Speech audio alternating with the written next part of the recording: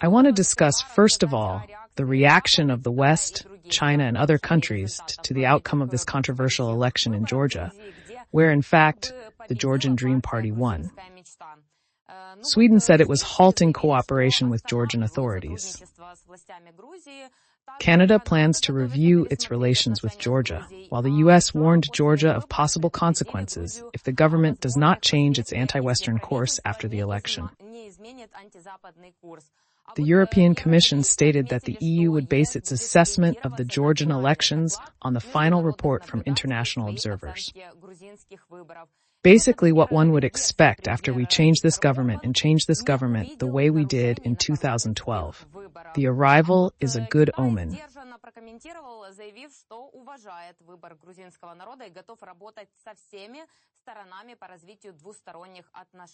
As for the international reaction, it clearly shows the falsifications that could not be hidden. I know that the Georgian elections are nodcast worldwide, but we Georgians watched and saw it with our own eyes. We watched the gangs of aunts who swarmed directly into the polling stations, raiding from polling station to polling station, terrorizing and beating observers who recorded violations.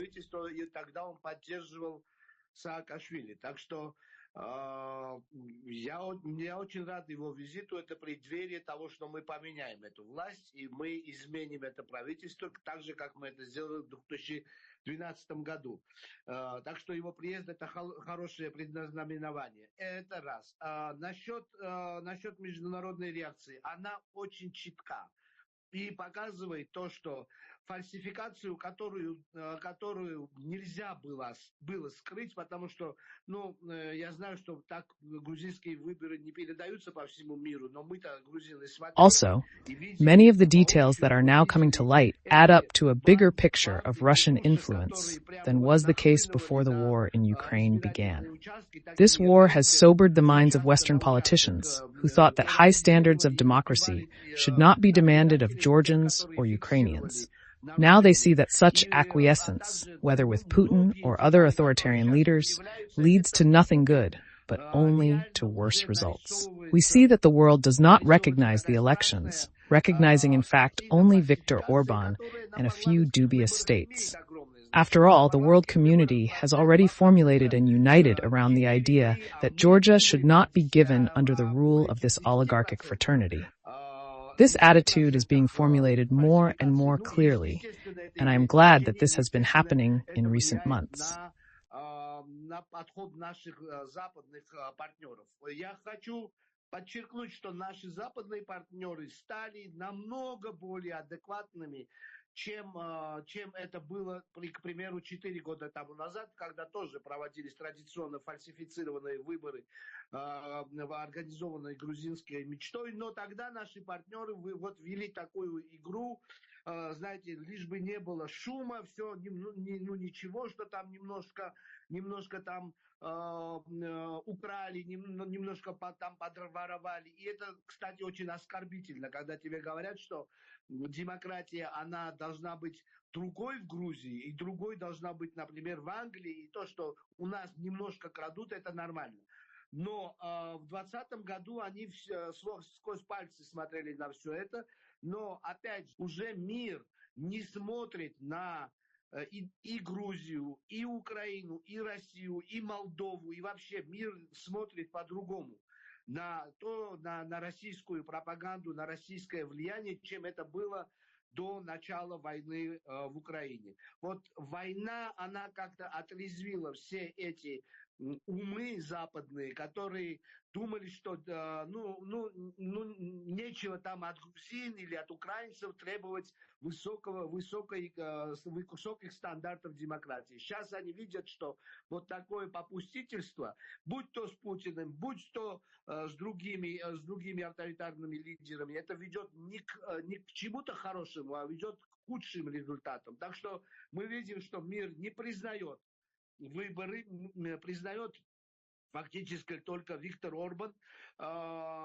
и несколько таких очень сомнительных государств, и в конце концов, естественно, вот это мировое сообщество, которое уже I think that Ukraine's role in this sobering up cannot be minimized. One of the consequences has also been the numerous rallies in Tbilisi. Yesterday, the Georgian opposition held a rally against the results of the parliamentary elections. Judging by the photos on the internet, thousands of people came out to protest. How do you think events may develop in this context? Realistically, tens of thousands. I'm not talking about hundreds of thousands, because I think this number is off the scale. I have seen the decisive rallies and elections in Georgia since the early 2000s, and I am involved in this process of changing the government through the People's Association. These elections and this rally were decisive. They clearly showed the level of involvement of the people and unity with the politicians.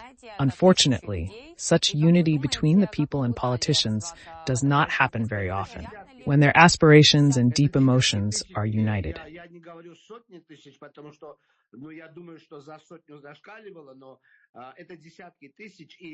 Плюс еще к этому, знаете, вот я видел решающие митинги, я видел решающие выборы в Грузии. С начала 2000 года я участвую в этом процессе, так сказать, изменения правительства через народное объединение. И да, и эти выборы, и этот митинг однозначно был решающим и однозначно показывал уровень включенности народа и единение с политиками. Вот это, к сожалению, не очень часто происходит, что Yesterday at the rally, we stood together with politicians of the most diverse backgrounds, but we were united. The people were also united and ready to prevent this Lubyanka fraternity from taking over our country. I'm sorry, I interrupted you. Did you ask a question? И народ тоже был един и готов к тому, чтобы не дать этой братве, лубянской братве, завладеть нашей страной. Но я извиняюсь, я вас перебил, вы задавали какой-то вопрос. Do you think this rally can really affect anything?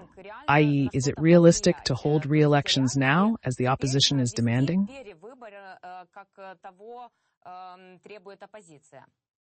No, I don't think that one rally can make a difference. We do not live in Paris or London. We are in countries where democracy has to be defended, not through one rally.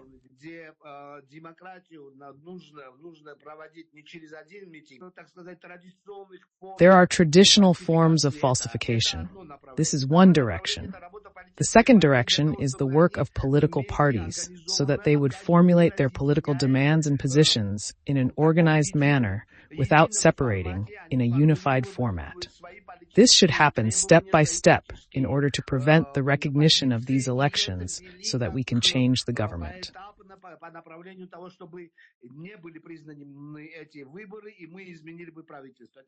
The third point is working with our international partners, who again, I emphasize, have never been so supportive of us in our democratic positions. I was in the process of changing the government in 2003, and in 2012 I participated in this process. We have never heard such a clear, and well-expressed position from our Western partners.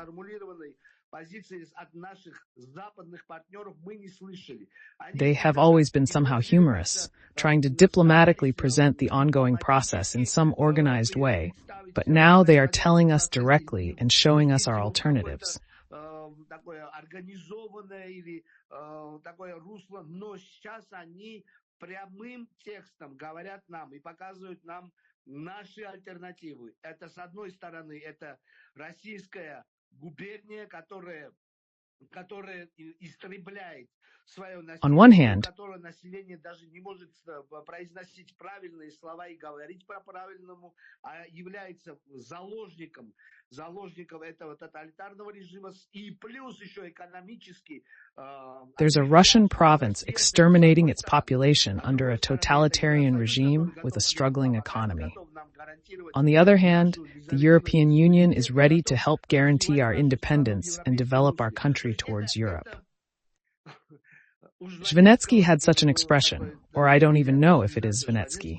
It is better to be beautiful and rich than poor but sick. This is the choice before the Georgian people, to be beautiful and rich than to be poor but sick.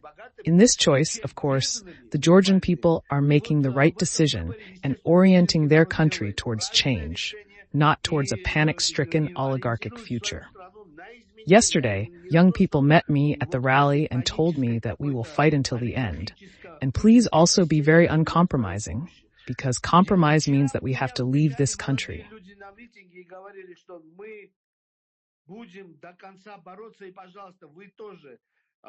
This is the emotion in the people.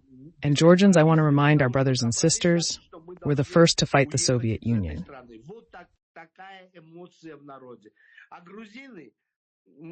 Хочу напомнить нашим братьям и сестрам, мы первыми начинали борьбу с Советским Союзом. И у нас было 9 апреля, у нас были диссиденты, и потом нас первых коснулась вот эта холодная рука или сапог. We had April 9th, we had dissidents, and then we were the first to be touched by the cold hand of the Russian Empire when the Russian little green men appeared in 1992-1993 and occupied Abkhazia and South Ossetia. Then we had a war with Russia, and we have a long experience of fighting this imperial structure.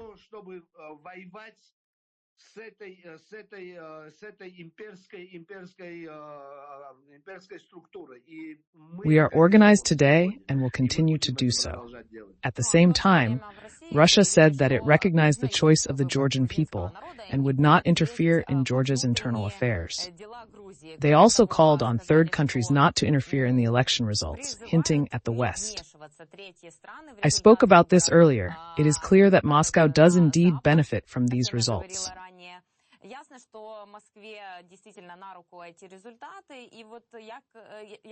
I understand that they were involved in the fraud. What do you make of that? Is that really the case? First of all, I would like to point out that we have no diplomatic relations.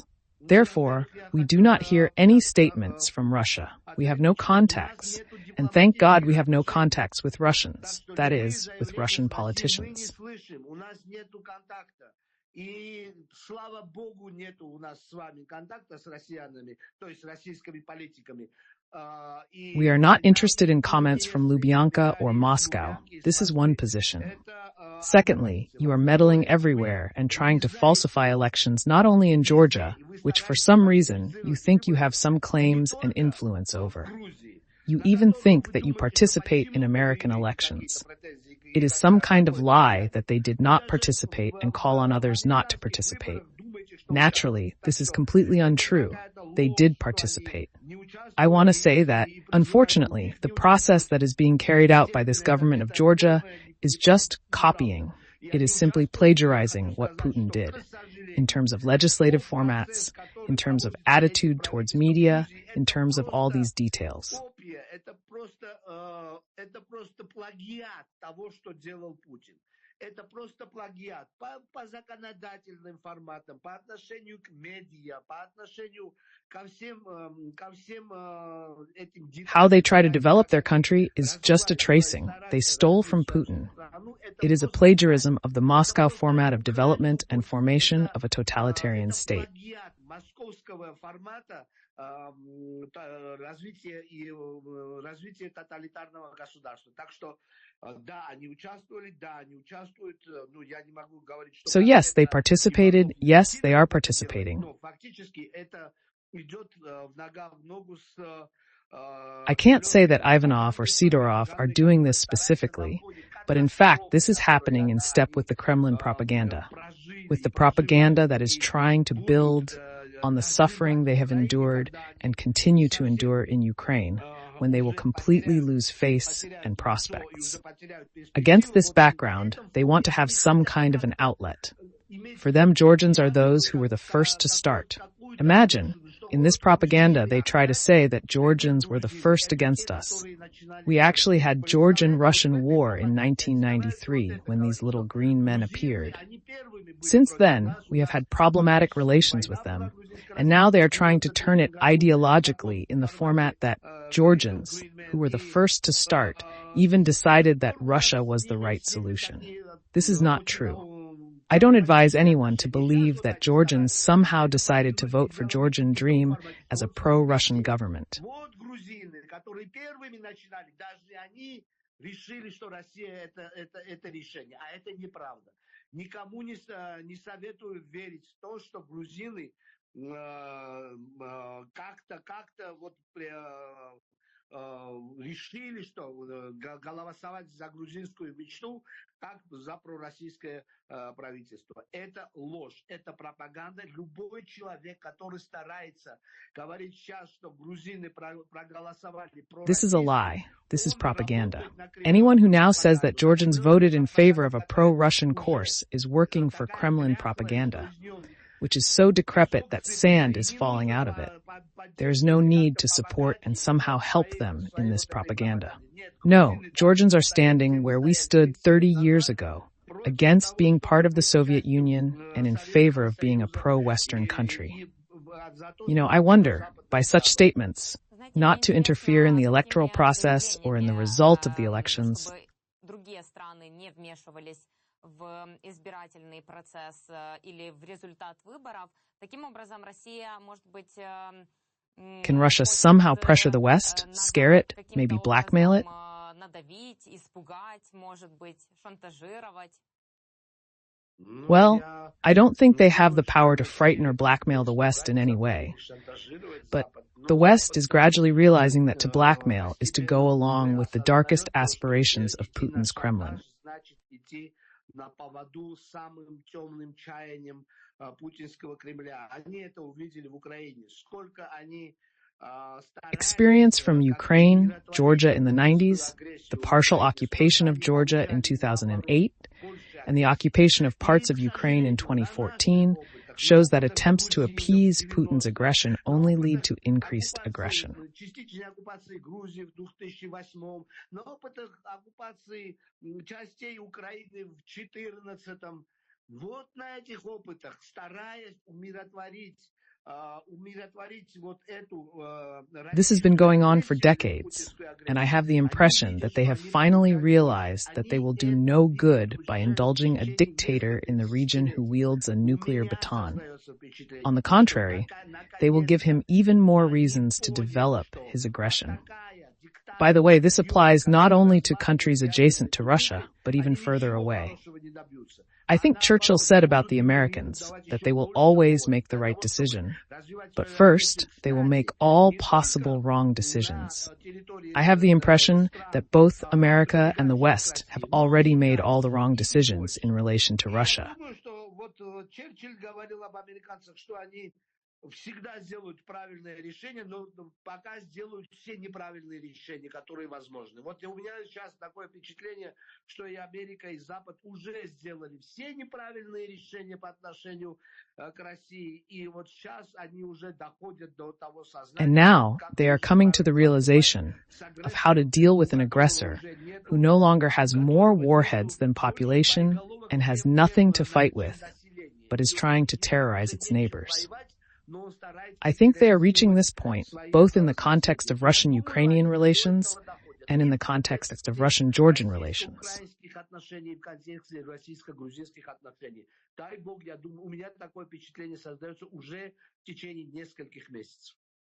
I would like to remind you that on October 27th, the Georgian Election Commission website reported on the election results that after processing the ballots at 99% of polling stations, the pro-Russian Georgian Dream Party won 54.2% of the votes.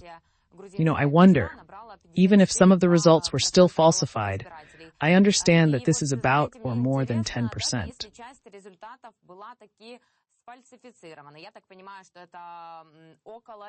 Why does the Georgian Dream, which is often accused of serving Russian interests, have such support in the country? After all, almost 80% of the population supports joining the European Union. What do you think? The key word in your sentence is processing. And what does that mean? How did they process it? But let me answer that for you.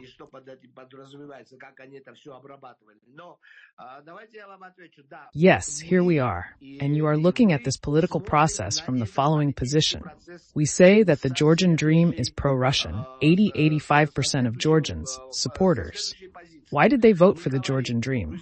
This is a valid question. However, it does not quite reflect the real essence. 85% грузин западники, почему они голосовали за грузинскую мечту? Это правильный вопрос. Однако не совсем он рисовывает реальную суть. We and you see, or political analysts see, that it is anti-Western. But over the years, and now already, our partners, when they are very clear about it, it is becoming more and more clear. But for many years, our Western partners have not been so clear in their condemnation of the anti-Western dream. В течение многих лет наши западные партнеры не были такими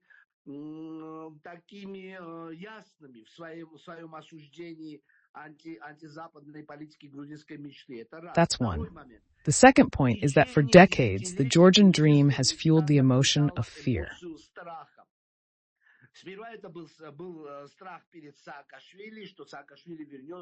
At first, it was the fear of Saakashvili, that he would come back and put everyone in jail and so on and so forth, absurdity.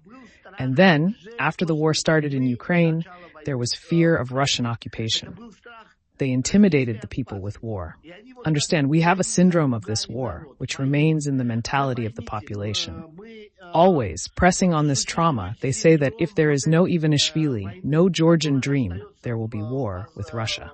В менталитете населения мы же имели две реальные войны с Россией в начале 90-х и в 2008 году. И то, что мы сегодня не оккупированная страна, а частично оккупированная, это из-за тех грузинских военных и добровольцев, которые защищали нашу страну и защитили ее до пределов, до каких они смогли.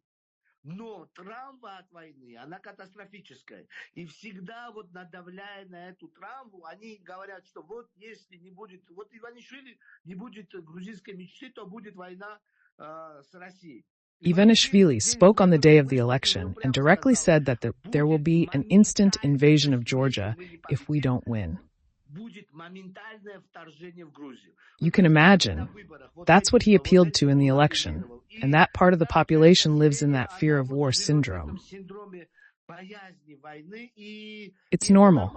I too am afraid of war like all normal people and don't want it. But all this propaganda has put a certain tinge on the electoral votes. They say that Russia will occupy Georgia if we do not vote for the Georgian dream. Do you realize how absurd it is to say at all in elections that if you are not for us, it actually forces voters at the point of a Kalashnikov to vote for you?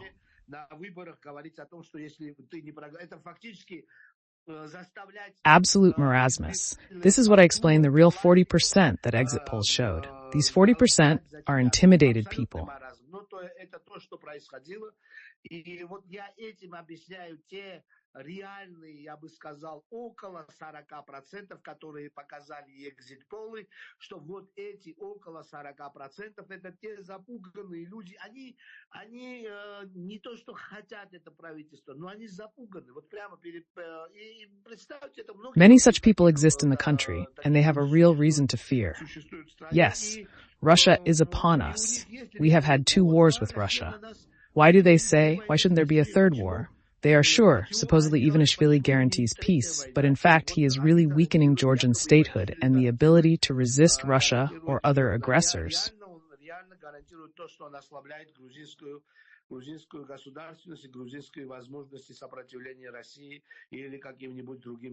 Well, at the same time, as the practice of the last 10 years of war in Ukraine and the Russian invasion shows, then if you want peace, prepare for war.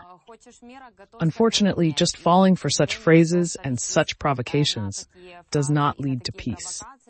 My real answer to the question of why there was no war in Georgia under the rule of the Georgian Dream is that the war was in Ukraine. This is a very simple answer. The war in Ukraine actually began the moment the Georgian Dream came to power. So it was the end of the 12th year, and at the beginning of the 14th year, the war begins.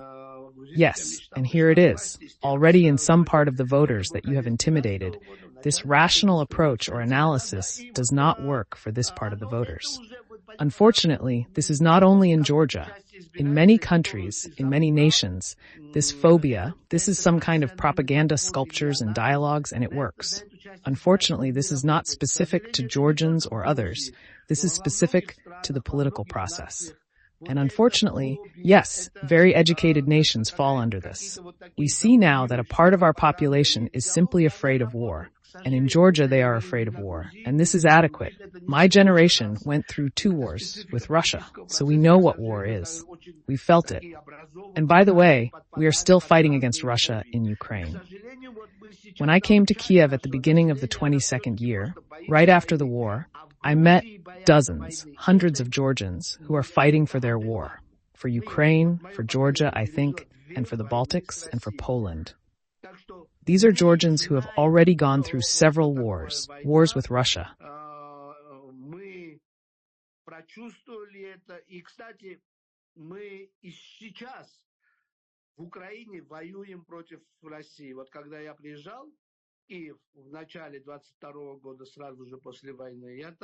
In your opinion, how can we predict now how the results of the elections in Georgia may affect the future of the country?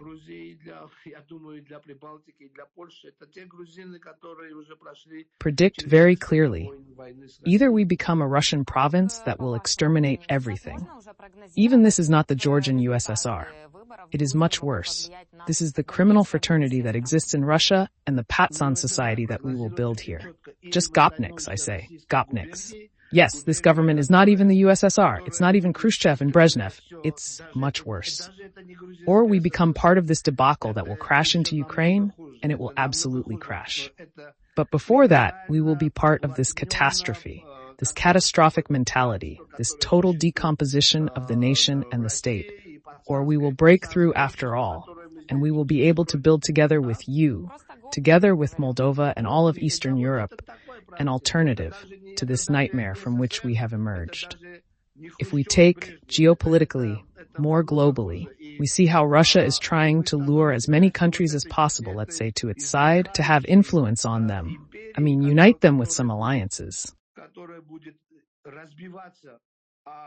Об Украину и она абсолютно точно разобьется, но до этого мы будем частью этой катастрофы, этого катастрофического менталитета, этого тотального какого-то разложения нации и государства. Или мы прорвемся все-таки и сможем вместе с вами, вместе с молдаванами, вместе с всей Восточной Европой строить альтернативу тому кошмару, из которого мы вышли.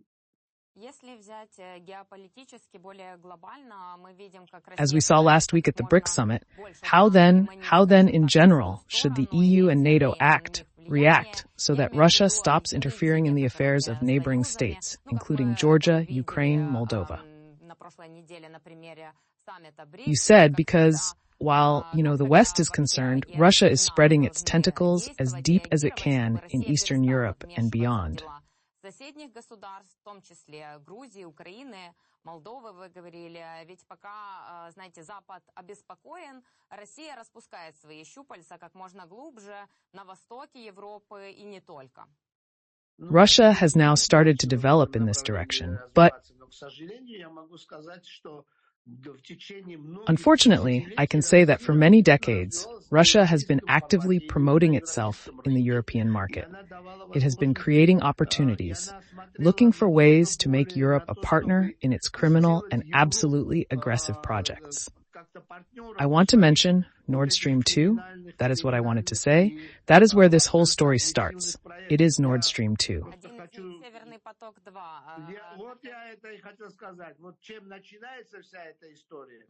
That is, visually it was the conclusion of this whole process. Imagine, Russia is a country that in 2007 in Munich declares its claims, then in 2008 makes partial occupation of Georgia, and in 2014 partial occupation of Western Ukraine and occupation of Crimea.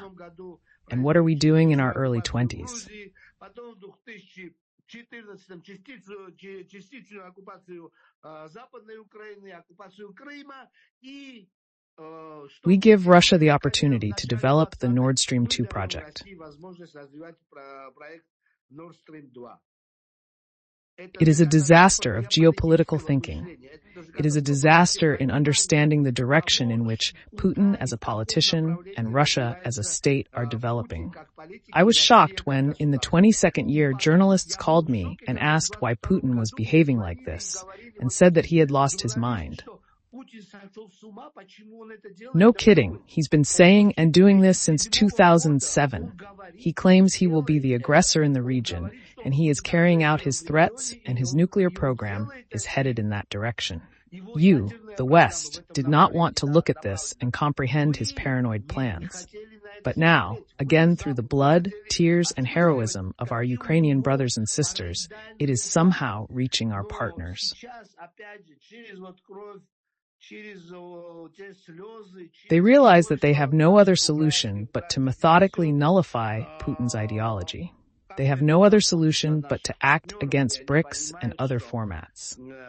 Решение другого, кроме чем то, чтобы уже вот как-то вот методично уводить путинскую идеологию на нет, у них другого решения нет. А БРИКСы и вот эти другие форматы,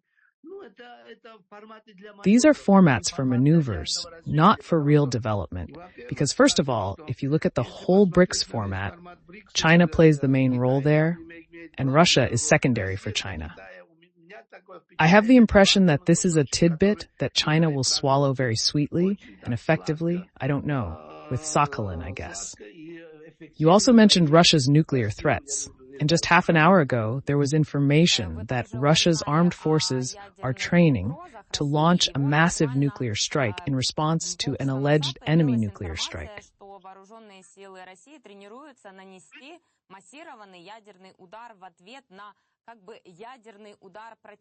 This was announced by Russian Defense Minister Belousov, and they also demonstrated Bulava launches during the training of the strategic nuclear deterrent forces. We are used to Russia always announcing its plans. It certainly says that it will respond to an enemy strike. But before it is going to attack,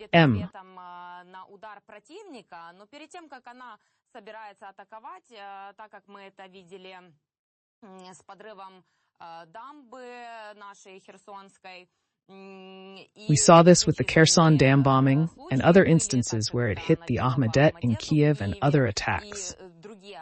Do you think the West should pay attention to such statements by Russia?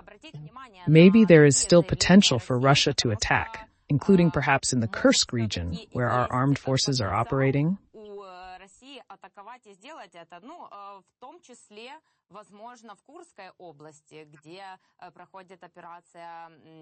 Not being unserious about the nuclear topic is always wrong. The nuclear issue is always very serious. That's one point. The second point is that Russia has the largest nuclear potential in the world, the same as the United States. It has taken our nuclear weapons, among other things.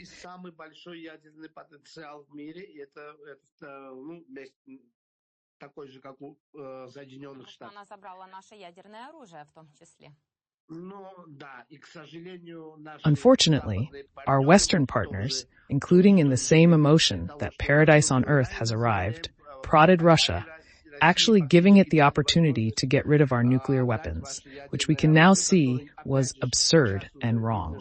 However, their second large nuclear potential and arsenal does not matter, because even the use of a quarter of this arsenal on both sides already guarantees that there will be no victors in a nuclear war.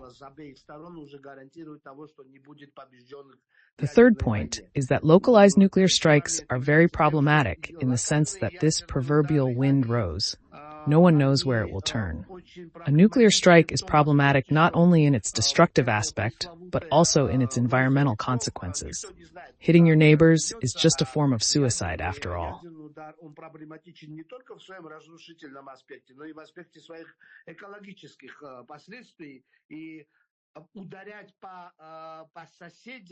No one is going to attack Russia, and Russia has no one to answer to. By using nuclear weapons, it will already alienate even those countries that are still talking to it about economic and other issues. I would not put any statement by Russian propagandists as a reason to declare alarm number 1 or red alert level.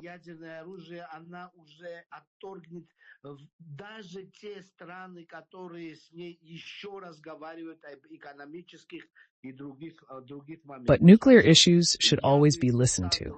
Another thing is that every Russian propaganda program starts with these formats. Saturns, Neptunes. They come up with different names. By this, they keep their population convinced that this is a great power that, again, will never be realized. I hope so, because it's absurd to realize you can't.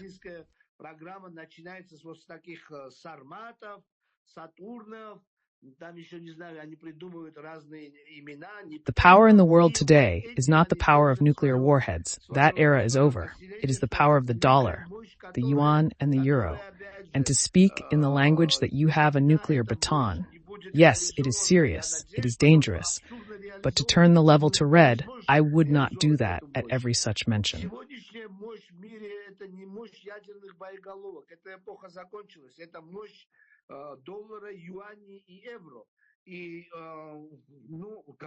Then how do you think the West and our international partners, the United States of America, should react? I think they are reacting through their own channels. Real issues of this level cannot be solved. It will not solve any problem.